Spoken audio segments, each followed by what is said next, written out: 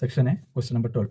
The radius of a sphere is 7/2 centimeter. And the volume of a sphere is given. Radius of a sphere, radius of a sphere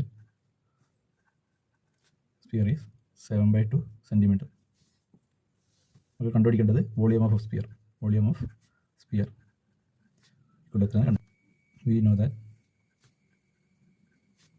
volume of sphere equal to 4/3 pi r cube.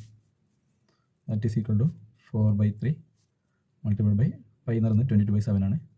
r എന്ന് പറയുന്നത് എത്രയാണ് തന്നിട്ടുണ്ട്? 7/2 centimeter. Okay, since r is equal to 7/2, that is equal to 4/3 multiplied by 22/7 by 7 cube, 49 7/8. ഇത് നമുക്ക് reduce ചെയ്യുമ്പോൾ 539/3 എന്ന് കിട്ടും. So our answer is C.